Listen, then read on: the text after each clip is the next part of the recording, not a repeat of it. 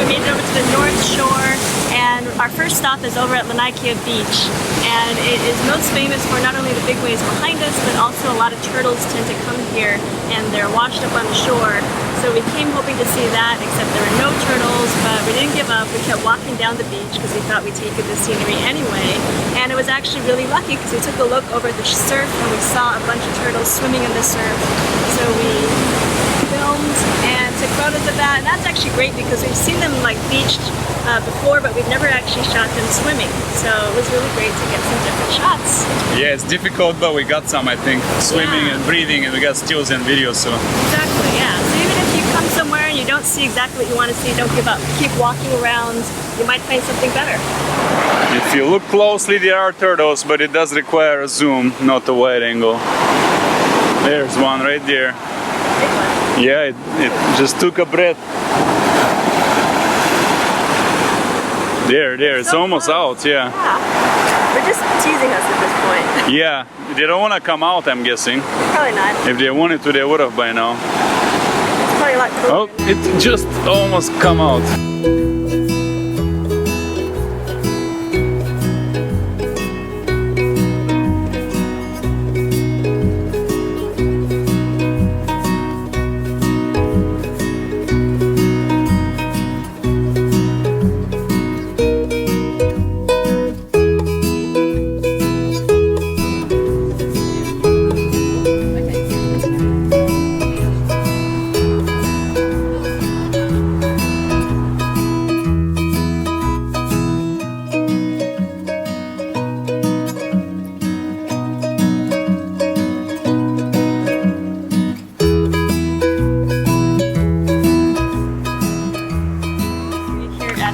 Resort on the North Shore, and it is definitely a hotel area for tourists, but even if you're not staying here, there is public beach access because a lot of beaches, or actually all the beaches in Hawaii do have to have a public access point.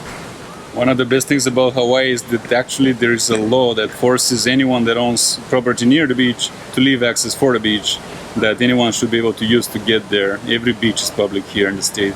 Right, so there is a public parking lot. It can fill up really quickly, but we did manage to find a spot, and there's a really nice protected area where you can swim even if you're not a guest here at the hotel. And also you can just wander the grounds near the registration area, near the pool. You may not be able to swim in the pool, but you can at least get some really nice shots of the resorts and the beach around it. And there's something like 7 restaurants and cafes if you need a refreshment or a food. So it's a great place to stop by, and North Shore is mostly rugged, so there's actually nowhere to chill, especially with air conditioning and good ground. So if you actually wanted to chill and feel comfortable instead of sandy and hot, you can come here. Right. Here's the main pool on this side, and the beach goes all the way out, and most of North Shore is covered in beaches. And on the other side, it starts going towards the west side of the island. So we have something interesting here. The locals call hupua, but it reminds me a lot of what we saw in Bali and seems to be common in these Pacific islands, where there has to be a system to divide up the water source and the land so that anyone can get irrigation. And here you can see how it's all made to irrigate all the lots where agriculture was traditionally done, things like taro and whatnot.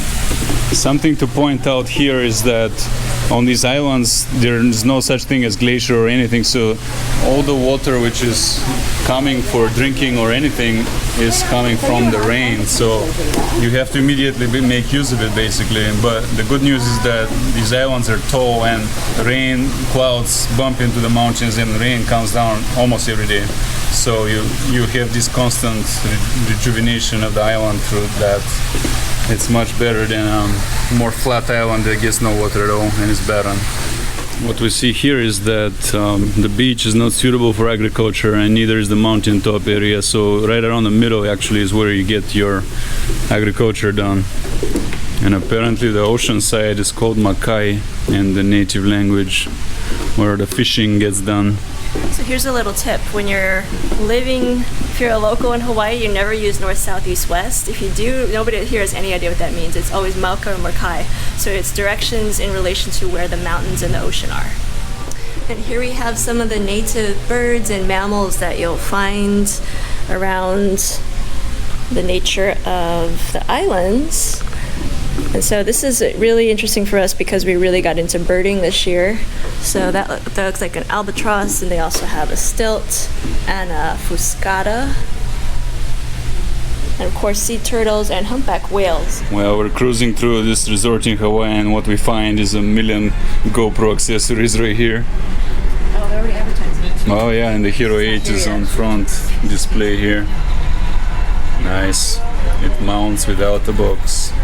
Alright, so when you're in Hawaii, there's a few really distinct trees that you're going to find. Beyond coconut trees and palms and banyan trees, there's also this tree called the hala tree. And the leaves are actually called lau hala, lau meaning leaves, so the leaves of the hala tree.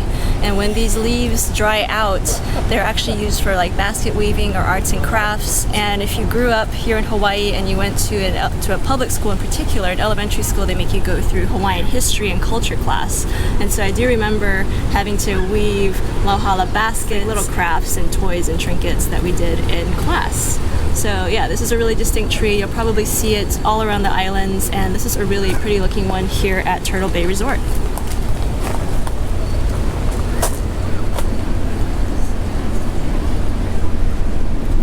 So here we go, right in the middle of this great resort, there's a public beach, because every beach in Hawaii has to be public by law. So nobody can stop you from coming here.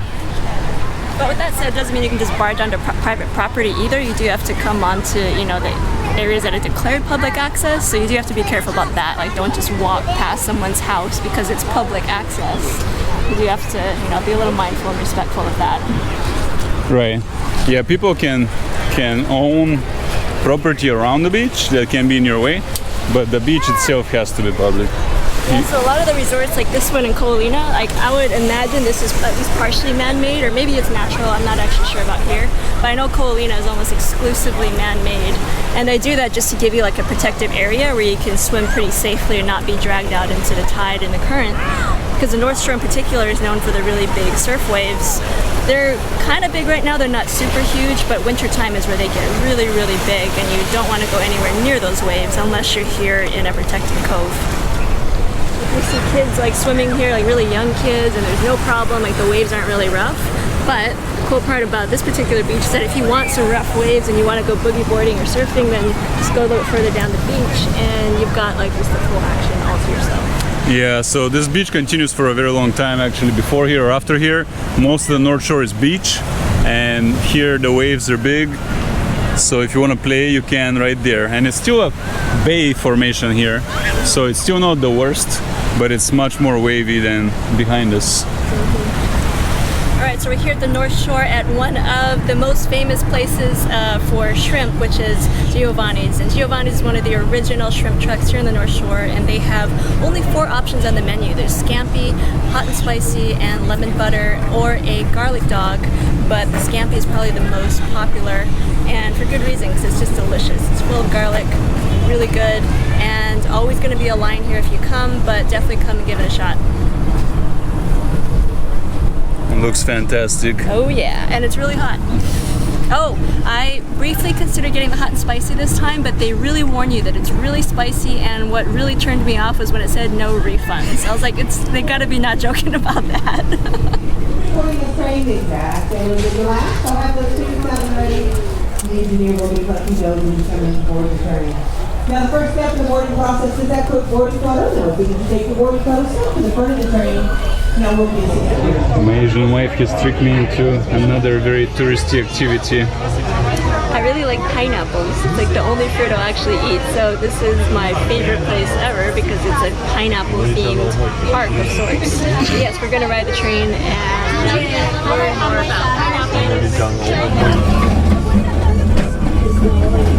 And get an up-close view of a variety of plants, flowers, and native species while listening to stories about life on the plantation and Hawaiian heritage.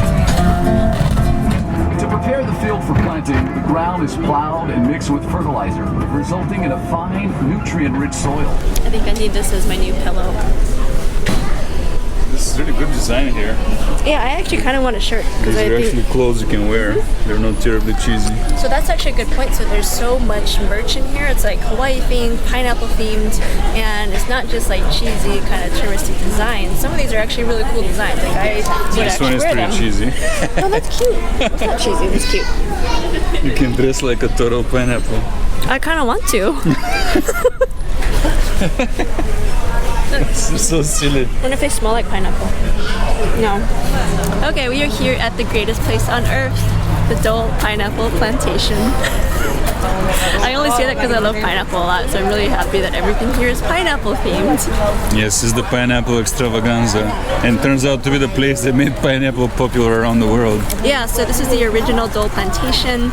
It is, so pineapple used to be one of the main crops in Hawaii, but it's not actually anymore. They do still grow pineapples here, but a lot of our pineapples today are coming from South and Central America.